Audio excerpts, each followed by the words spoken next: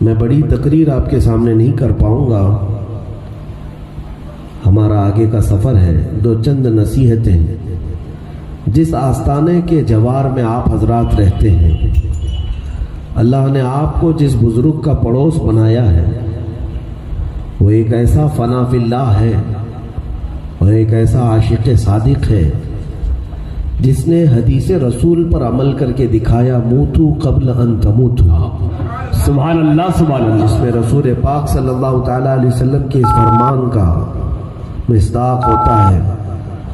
فرمایا گیا کہ موت آنے سے پہلے ہی مر جاؤ۔ اللہ، کیا مطلب ہے؟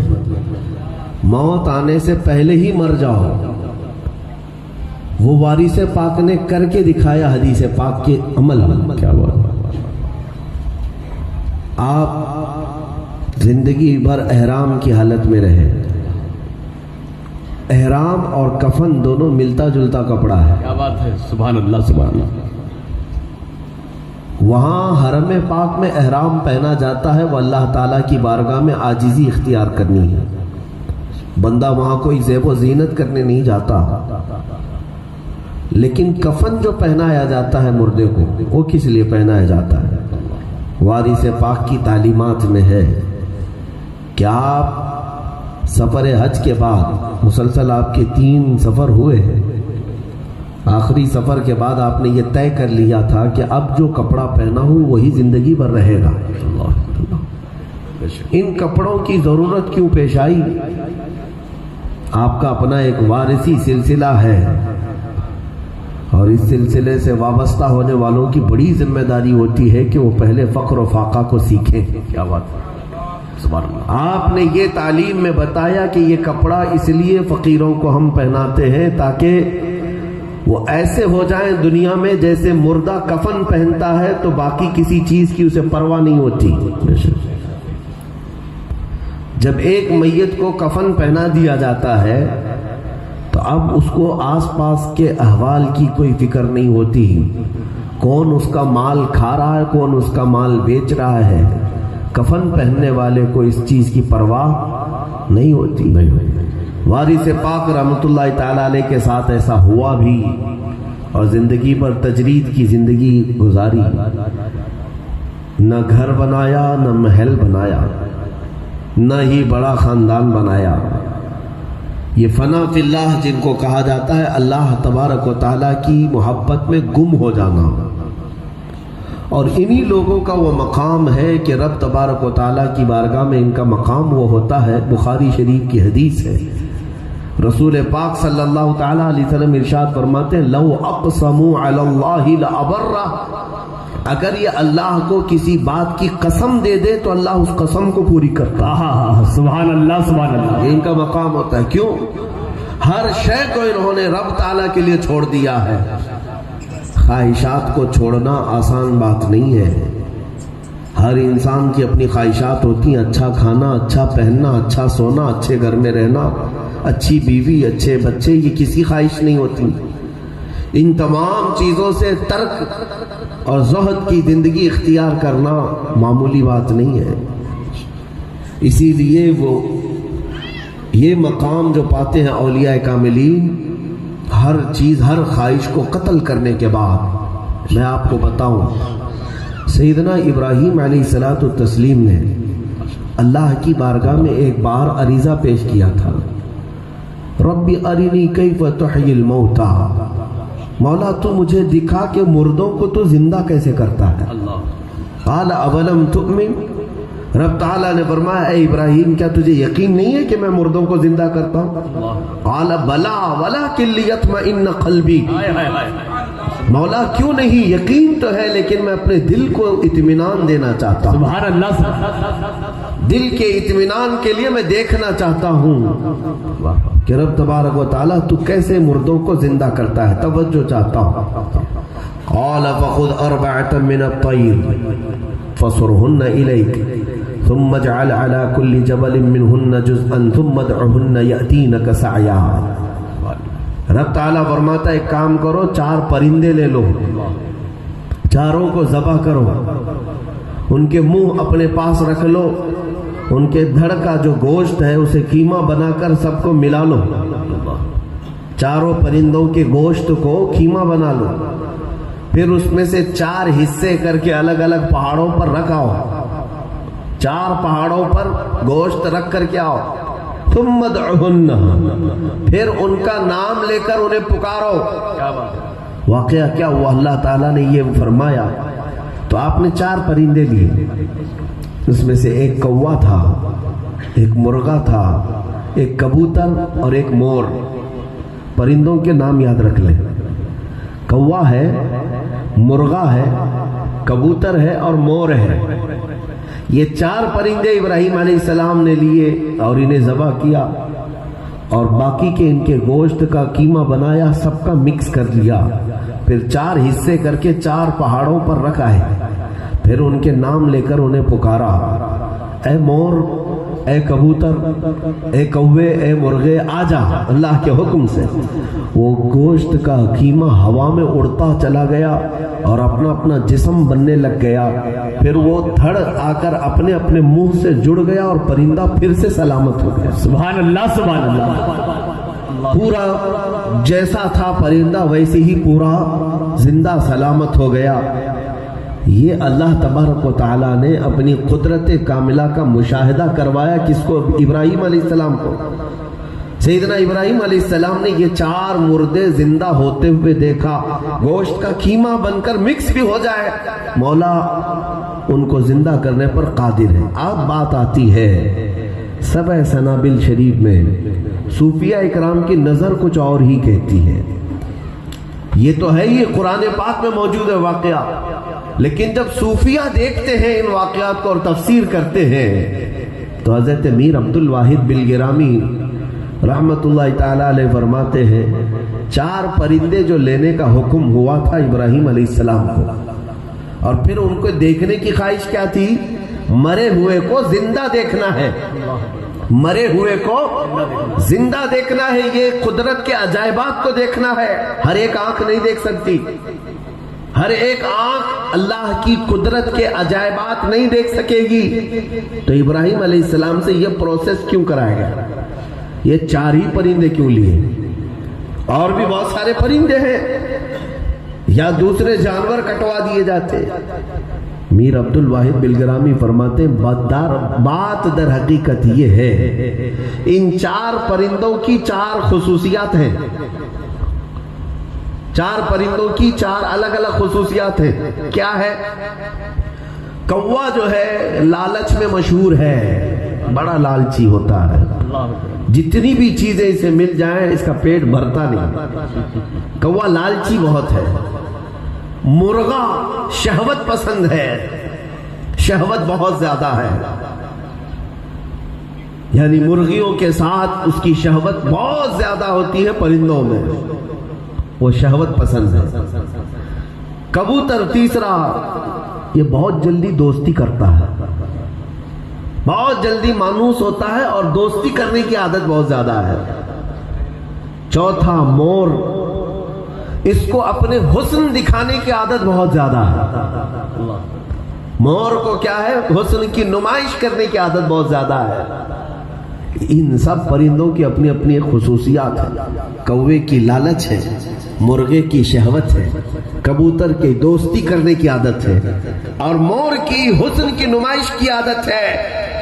میر عبد الواحد فرماتے ہیں ابراہیم علیہ السلام سے یہ جو 4 پرندے ذبح کرائے گئے، در حقیقت کوا، مور، کبوتر اور یہ مرغا ذبح نہیں ہوا، بلکہ اللہ کا حکم تھا کہ پہلے شہوت کو ذبح کرو، لالچ کو ذبح کرو، ہر غیرے سے دوستی کرنے کی عادت کو ذبح کرو، حسن کی نمائش کرنے کی عادت کو ذبح کرو۔ جب ان 4 عادتوں کو ذبح کرو گے تو رحمان کی قدرت کے مشاہدے کرو۔ نعرہ تکبیر، نعرہ رسالت، فیضان عالم نواز۔ بات سمجھ میں آ رہی ہے؟ اگر اللہ تبارک و تعالیٰ کی قدرت کے مشاہدے کرنا ہو تو ان خواہشات کو پہلے ذبح کرو۔ زندہ باد، زندہ باد۔ ہاں، کوا ذبح کروا کر کے یہ نہیں ہے کہ ایک کوے کو ختم کرایا گیا، بلکہ اس کی لالچ کو ذبح کرو جو تمہارے اندر بھی موجود ہے۔ مرغا ذبح کرنے میں حکمت یہ تھی کہ شہوت تمہارے اندر بھی ہے، اس شہوت کو ذبح کرو۔ زندہ باد زندہ باد، ہر ایک سے تم بہت جلدی دوستی کر جاتے ہو، اس عادت کو ذبح کرو۔ واہ واہ واہ، کس سے دوستی کرنا ہے کس سے نہیں کرنا ہے یہ بھی تمہیں رحمان نے سکھایا ہے۔ قرآن میں تو باضابطہ اللہ نے فرمایا قیامت کے دن کئی ایسے لوگ ہوں گے جو جہنم میں جا رہے ہوں گے، لیکن ان کا جرم کیا ہے؟ یا ویلتا لیتنی لم اتخذ فلانا خلیلا، وہ یہ کہتے ہوئے جا رہے ہوں گے کاش میں فلاں کی دوستی نہیں کیا ہوتا تو آج بچ گیا ہوتا۔ بہت سارے لوگ تو صرف دوستی کی وجہ سے جہنم میں جا رہے ہوں گے، دوست خراب تھا۔ زندہ باد زندہ باد، دوستی کرنے کی یہ عادت کو ذبح کرو۔ پھر حسن کی نمائش کرنا، یہ بھی ریاکاری، یہ شرک اصغر تک پہنچا دیتا ہے بندے کو۔ ریاکاری، دکھاوا، ان عادتوں کو ذبح کرنے کے بعد میرے عزیزو رحمان کی قدرت کے تم مشاہدے کرو گے بے شک۔ اور حاجی وارث علی رحمت اللہ تعالی علیہ نے ہمیں یہ ان آیات کی تفسیر اپنی زندگی میں کر کے دکھایا۔ ان تمام چیزوں کو تو وہ ذبح کر چکے تھے، ان کے ساتھ جب کبھی کوئی معاملہ پیش آیا اس چیز کو ترک ہی کر دیا۔ حج بیت اللہ میں گئے اور احرام پہنا تو کپڑے پہننے کی خواہش کو ہمیشہ کے لیے ختم کر دیا۔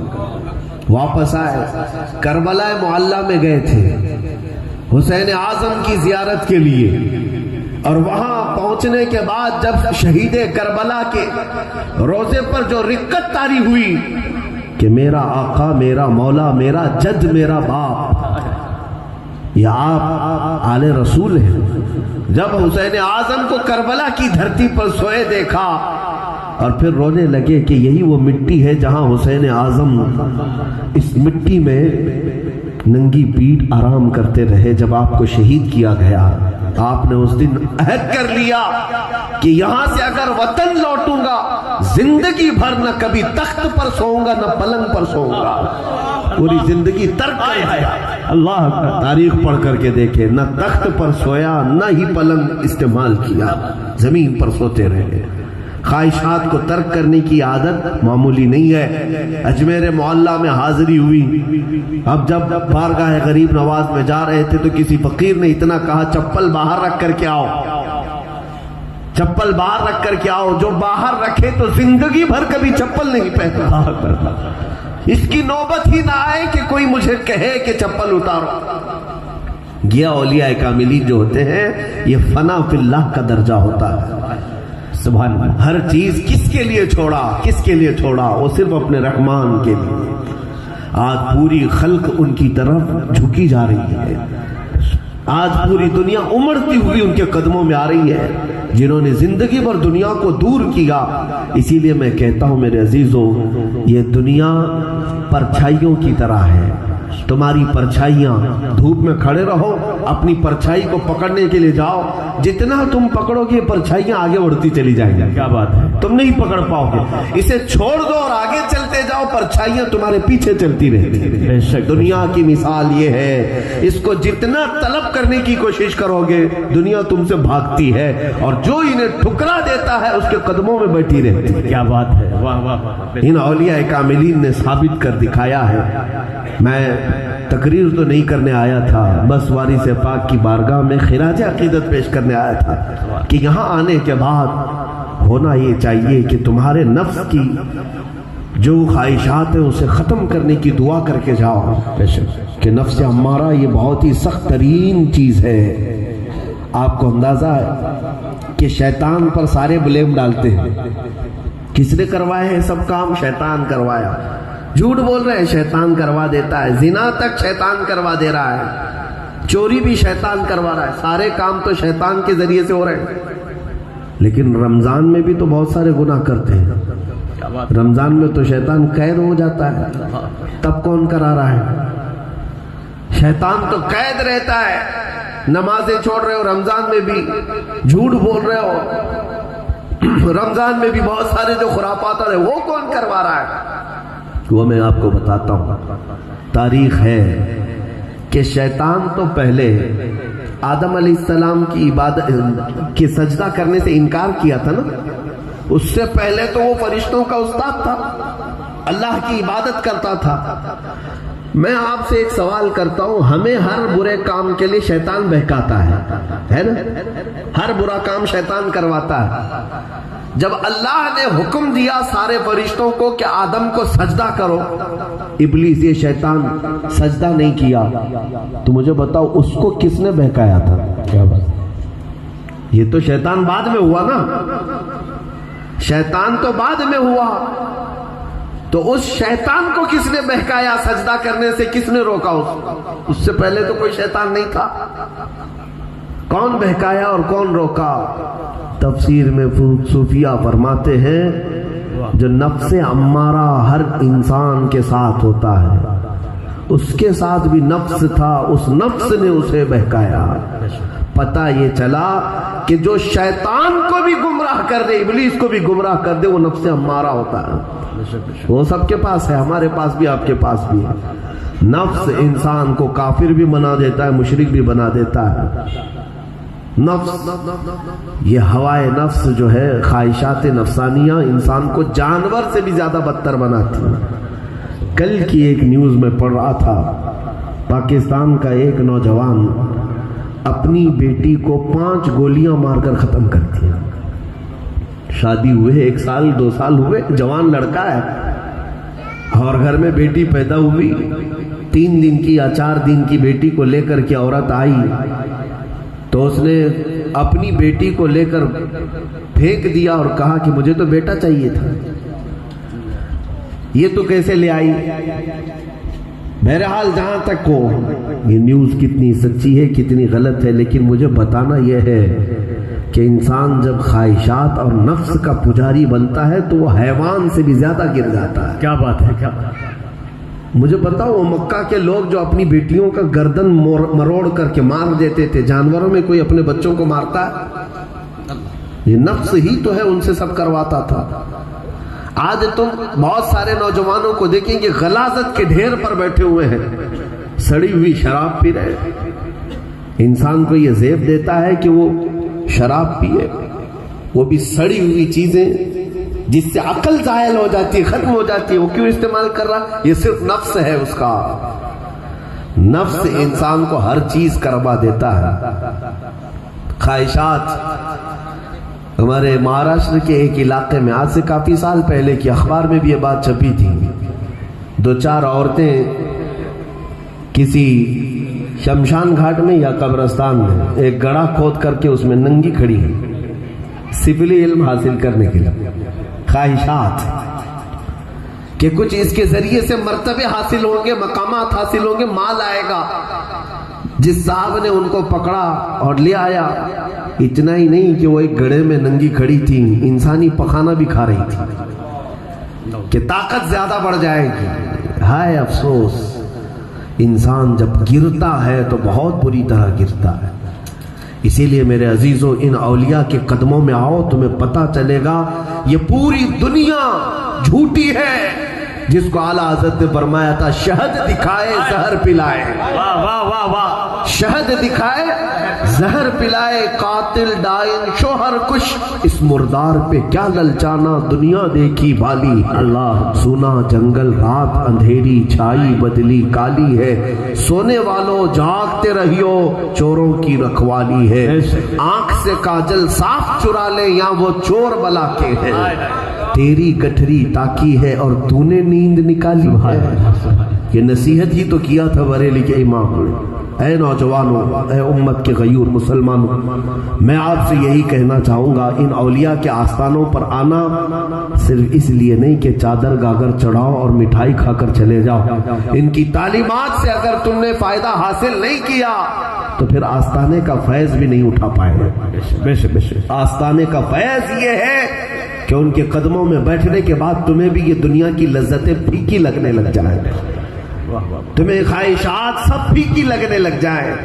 ہوتا بھی یہی تھا کہ وارث پاک جس پر نظر ڈالتے تھے وہ اللہ والا ہوتا تھا۔ سبحان اللہ، سبحان اللہ۔ لیکن اس کے لیے شرط کیا ہے؟ سنو، میں یہاں پر بیٹھا ہوں یا یہاں کوئی ذمہ دار عالم دین بیٹھا ہے یا مینیجر صاحب بیٹھے ہوئے، یہ دودھ تقسیم کر رہے ہیں، ہر ایک کو دودھ تقسیم کر رہے ہیں، سب سے کہا پیالے لے آؤ پیالے، تم سب پیالے لے کر قطار میں کھڑے تھے، اچھا خاصا خالص دودھ یہ تقسیم کر رہے ہیں، اس میں سے 2-4 لوگ ایسا پیالہ لے آئے جس میں گوبر لگا ہوا تھا، کیچڑ لگا ہوا تھا، تو کیا یہ اس پیالے میں دودھ ڈالیں گے؟ اس سے کہیں گے جاؤ پیالہ دھل کر کے تو لاؤ، دودھ ڈالوں گا تو یہ میلا ہو جائے گا، تیرے بھی استعمال کے قابل نہیں رہے گا، پیالہ صاف کر کے لاؤ، دودھ ویسے ہی ڈال دیا جائے گا۔ ان آستانوں میں آنے والوں کے لیے یہ پیغام ہے، آتے تو لاکھوں کی تعداد میں ہیں، دل کا پیالہ صاف کر کے جو آئے گا وہ فیض ضرور اٹھا کر جائے۔ نعرے تکبیر، نعرے رسالت، دیار عالم نواز۔ میرے عزیزو، جو اپنے دل کا پیالہ صاف کر کے ان آستانوں پر آئے گا وہ ڈھیر سارا فیض اٹھا کر جائے گا۔ اور اگر تمہیں یہاں آنے کے بعد توبہ کرنے کی توفیق نہیں مل رہی، خواہشات سے دور بھاگنے کی فکر نہیں ہو رہی ہے، تو اس کا مطلب یہ ہے کہ ابھی حاضری پوری ہوئی نہیں، حاضری پوری کامل نہیں ہوئی تمہاری حاضری کامل ہونے کی علامتوں میں سے یہ ہے کہ جانے کے بعد گناہوں سے نفرت ہونے لگ جائے، اللہ کی طرف بڑھنے کی فکر ہو جائے، تب سمجھ لو کہ حاضری کامل ہو رہی ہے اور ان کے دربار میں میری نسبتیں اور مزید گہری ہوتی جا رہی ہیں۔ میں ان کے مقام پاک کو ایک بات میں بتا کر چلا جاتا ہوں، یہ کیا نہیں دے سکتے؟ میں نے ابھی حدیث کہا، بخاری شریف کی حدیث ہے، اگر یہ اللہ کو کسی بات کی قسم دے دے اللہ وہ پوری کرتا ہے، یہ ان کا مقام ہوتا ہے۔ ایک بار موسیٰ علیہ السلام کے زمانے میں ایک خاتون آئی، بچے نہیں تھے اس کے، اولاد مانگنے آئی، وہ اللہ کے نبی ہیں۔ موسیٰ علیہ السلام نے دیکھا لوح محفوظ پر اس کی تقدیر میں کیا لکھا ہے، دیکھا اس کی تقدیر میں ایک بھی بچہ لکھا ہوا نہیں۔ آپ نے کہا کہ جا خاتون صبر کر لے، تیری تقدیر میں تیری قسمت میں اولاد نہیں ہے۔ اب جب یہ بات اس نے سنی تو اپنے بانجھ پن پر اس کو رونا آیا، زاروں قطار روتے ہوئے اپنے گھر جا رہی تھی، بہت غم کے عالم میں جا رہی تھی۔ بیچ راستے میں ایک درخت پڑتا تھا پیپل کا، اس درخت کے نیچے ایک درویش بیٹھتا تھا، پھٹے پرانے کپڑے، الجھے بھال، گدڑیاں پہنے بیٹھا رہتا۔ اس درویش نے اس خاتون کو روتے ہوئے دیکھا تو پوچھا کیا بات ہے خاتون؟ اس عورت نے کہا بلکتے ہوئے کہ میں بچے مانگنے گئی تھی، لیکن اللہ کے نبی نے یہ فرما دیا کہ میری قسمت میں ایک بھی بچہ نہیں ہے۔ انہوں نے لوح محفوظ دیکھا ہے۔ تو اس درویش نے کہا غم نہ کر، مایوس نہ ہو، جا اللہ کی بارگاہ میں آج رات سجدے میں گزار، مولا اگر چاہے تو قسمت بھی بدل لیتا ہے، بے شک اولاد ہو جائے گی۔ اس درویش نے اتنی بات دی، سہارا دیا، وہ خاتون سجدے میں راحت گزار دیتی ہے۔ چند دن گزرنے کے بعد اچانک اس کے گھر میں حمل کے آثار، سال نہیں گزرا تھا کہ اس خاتون کی گود میں ایک خوبصورت بیٹا پیدا ہوا، اولاد ہو گئی، جس کی قسمت میں اولاد ہی نہیں تھی بیٹا ہو گیا۔ چند سال نہیں گزرے تھے دوسرا بیٹا ہوا، تیسرا ہوا، چوتھا ہوا، سال گزرتے گئے، اس کی اولاد کا سلسلہ جاری رہا، 7 بیٹے ہو گئے اور سب اچھے خوبصورت بچے۔ کئی سالوں کے بعد موسیٰ علیہ السلام کا گزر اس کے گھر کے پاس سے ہو رہا تھا۔ آپ نے اس خاتون کو دیکھا، پہچان لیا، یہ وہی عورت ہے جو میرے پاس کئی سالوں پہلے بچے مانگنے آئی تھی۔ آپ نے دیکھتے ہی پوچھا کس کے بچے لے کر تو نے پال لیے؟ اس خاتون نے کہا اے اللہ کے نبی یہ میرے اپنے بچے ہیں۔ کہا تیرے تو بچے تھے ہی نہیں، تقدیر میں بھی نہیں تھے، کہاں سے آئے؟ کہا بس ایک درویش نے کہا ہو جائیں گے، ہو گئے، اللہ ہو جائیں گے، ہو گئے۔ موسیٰ علیہ السلام فوراً کوہ طور پر آئے، رب تعالیٰ کی بارگاہ میں عرض کیا مولا میں اس کشمکش میں ہوں کہ وہ عورت جھوٹ بول رہی ہے یا میرے دیکھنے میں خطا ہو گئی تھی، جو میں نے تقدیر میں اس کے دیکھا تھا وہ غلط تھا، مجھ سے خطا ہوئی تھی یا عورت جھوٹ بول رہی ہے؟ رب تعالیٰ کی طرف سے جواب آیا موسیٰ وہ عورت بھی سچ بول رہی ہے اور تم نے جو دیکھا وہ بھی صحیح ہے۔ کیا بات ہے؟ کہا پھر بچے کیسے آئے؟ تو اللہ تعالیٰ کی طرف سے حکم ہوا کہ جاؤ ہم تمہیں جواب دیتے ہیں، آج کے دن ایک بڑا برتن لے لینا اور تیز چاقو لے لینا، اپنی امت سے کہنا اللہ نے تمہارے جسم کا ایک گوشت کا ٹکڑا مانگا ہے، اپنے امتیوں کے جسم کا ایک ایک ٹکڑا لے آؤ۔ موسیٰ علیہ السلام آئے اور پکارنے لگے، رب تعالیٰ کی طرف سے حکم ہے کہ تم اپنے جسم کا ایک ٹکڑا دے دو۔ ظاہر سی بات ہے، بنی اسرائیل ویسی نافرمان قوم، وہ بھاگتے رہے، ادھر سے ادھر بھاگتے رہے، کوئی دروازے بند کرتے رہے، کون جسم کا ٹکڑا کاٹ کر دے گا۔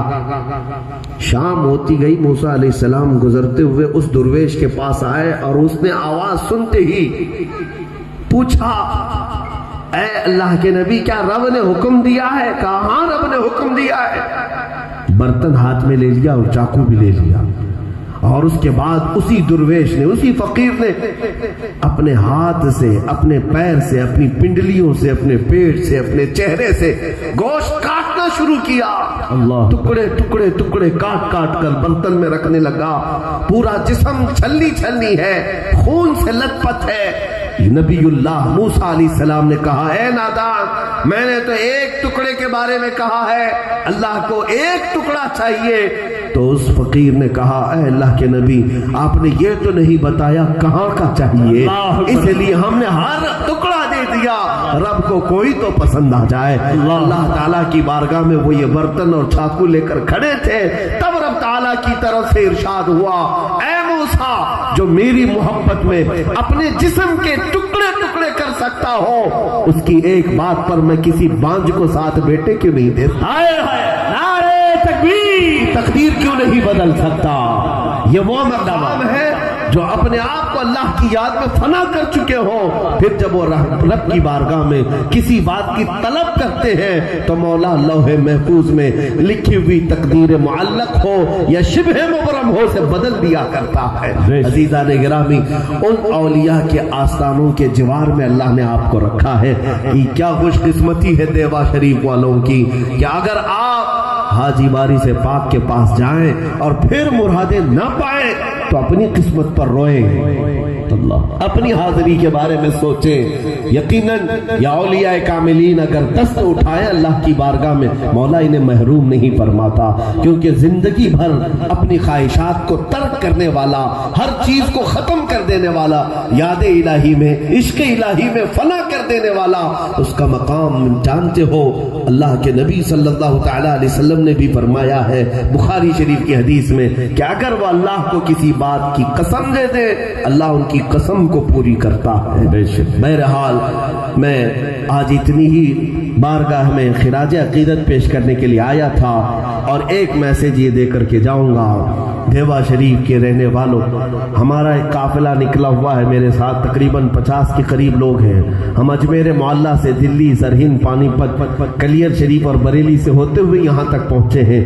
میرا مشن ایک ہے، میرا مقصد یہ کہ میں ہر ایک امتی کے متعلق اتنا درد دینا چاہتا ہوں کہ اے نوجوانوں، آج یہ احساس کرو کہ تم کسی اور کے لیے یہاں جینے نہیں آئے، تم رسول اللہ کی امانت بن کر کے آئے۔ اللہ نے جو کچھ بھی تمہیں دیا ہے وہ رسول کے صدقے میں دیا ہے۔ اس نے پوری کائنات کو جو بنایا ہے وہ اپنے حبیب کے لیے بنایا۔ کروڑوں میں مولا نے چن کر کے تمہیں اپنے محبوب کی امت بنایا ہے، غلام بنایا ہے، لہٰذا اس غلامی پر فخر بھی کرو اور اس غلامی کا حق بھی ادا کرو۔ کہیں ایسا نہ ہو کہ یہ غلامی تم سے چھن جائے اور اللہ کے نبی تم سے ناراض ہو جائے۔ جیتے جی اپنے آپ کو اتنی غلامی سے ثابت کر دکھاؤ کہ یا رسول اللہ، جو کچھ بھی ہمارے پاس ہے وہ سب آپ ہی کا ہے۔ دہن میں زبان تمہارے لیے، بدن میں ہے جان تمہارے لیے، ہم آئے یہاں تمہارے لیے، اٹھے بھی وہاں تمہارے لیے۔ زندگی یہ نہیں ہے کسی کے لیے، زندگی ہے نبی کی، نبی کے لیے۔ نہ سمجھ مرتے ہیں زندگی کے لیے، جینا مرنا ہے سب کچھ نبی کے لیے۔ سبحان اللہ، سبحان اللہ۔ اس بات پر عمل کر لے جائیں۔ آج ضرورت اسی بات کی ہے کہ حضور کے پیچھے چلے۔ مسلمان کا یہی ایمان بھی ہے، وہ اپنے نبی سے اتنی محبت کرے، اتنی ٹوٹ کر محبت کرے کہ وہ دنیا میں ہر چھینی ہوئی چیز پر صبر تو کر لے جائے لیکن نام مصطفیٰ کی توہین پر کوئی سمجھوتا نہ کرے. کیا بات ہے, زندہ باد. حضور پاک صلی اللہ علیہ وسلم کی محبت میں کوئی کمپرومائز نہ کرے. یہ ایمان کی علامت ہے. یہ آئیں کائیں کرنا, حالات کی شکایت کرنا, میرے عزیزوں حیرت ہوتی ہے. وہ 313 تھے, ایک بات حضور فرما دیتے تو ننگے پاؤں میدان میں چل پڑتے. اللہ سبحان اللہ. 25 کروڑ 100 کروڑ کی تعداد ہو کر بھی اس نبی پاک کو دنیا گالیاں دیتی, ہم بغلیں جھانکتے ہیں. ہم اپنی پراپرٹی دیکھ رہے ہوتے ہیں, ہم اپنے منصب اور مقامات دیکھ رہے ہوتے ہیں. نہیں میرے عزیزو, اگر تم نے یہ سوچا کہ میں اپنی جائیداد بچا کر رکھ لوں, نبی پر گالیاں دینے والے مر جائیں گے, میں انتظار کروں گا, ایسا نہیں ہوگا. بلکہ وہ وقت آئے گا جو رسول کے صدقے میں جو تمہیں دیا گیا وہ سب چھن جائے گا, سب ختم ہو جائے گا. تمہارا مقام, تمہارے مرتبے, کوئی چیز باقی نہیں رہے گی. اسی لیے جو کچھ بھی ہمیں ملا ہے وہ رسول پاک کی وفاداری کی وجہ سے ملا ہے, حضور کے صدقے میں ملا ہے. اور جب تک وفاداری کرتے رہو گے عزت بڑھائی جائے گی. بے شک بے شک, عزت بڑھائی جائے گی. اور تم عزت دنیا میں مت ڈھونڈو. بعض نوجوان یہ سمجھ لیے ہیں کہ جتنا میں ماڈرن بنوں گا اتنی میری عزت ہے, اتنا مجھے ہینڈسم کہیں گے. خاک ہینڈسم کہیں گے. یہ دنیا تمہیں ننگا بنا رہی ہے اور نامرد بنا رہی ہے, جانور کی طرح بنا رہی ہے. پھٹے پرانے کپڑے پھر سے تمہیں پہنا رہی ہے. مرد کو کانوں میں بالیاں پہنا رہی, ہاتھوں میں چوڑیاں پہنا رہی ہے. یہ فیشن ہے, اس کو ماڈرن کہہ رہا ہے نوجوان. میں کہتا ہوں اے نوجوانوں, خوبصورتی ڈھونڈنا بھی ہے تو مصطفیٰ کے قدموں میں دیکھو. بے شک, جو یہاں حضور کے قدموں میں آیا, پھر وہ 80 سال کا بوڑھا بھی کیوں نہ ہو جائے, وہ کائنات میں سب سے زیادہ خوبصورت نظر آتا. سبحان اللہ سبحان اللہ. حضور کی غلامی میں خوبصورتی بھی ہے, عزت بھی ہے, رفعت بھی ہے, برکت بھی ہے. اسی لیے اقبال نے کہا تھا کہ محمد سے وفا تو نے تو ہم تیرے ہیں, یہ جہاں چیز ہے کیا لوح و قلم تیرے ہیں. میں بہت طویل بات کر لیا, آپ تمام حضرات کو بٹھا کر کے بھی, اور مینیجر صاحب نے پورا کا پورا جلسہ ہی کروا لیا. اللہ تبارک و تعالیٰ ان کو شاد و آباد رکھے, اس مدرسے کے صحن کو مولا سدا قائم رکھے. اور دیوا شریف میں آنے کے بعد مجھے بڑی خوشی ہوئی. آستانہ عالی جاہ کے قریب میں یہ ادارہ ہے, اللہ تعالیٰ اس کو وارث پاک کی تعلیمات کے لیے اپنی بارگاہ میں قبول فرما لے. پوری دنیا یہاں سے فیض اٹھائے اور آستانہ وارث پاک سے نفس خوشی اور تصوف کی تعلیم عام ہو. اللہ تبارک و تعالیٰ ایسے اسباب و ذرائع پیدا فرمائے. وآخر دعوانا الحمدللہ رب العالمین.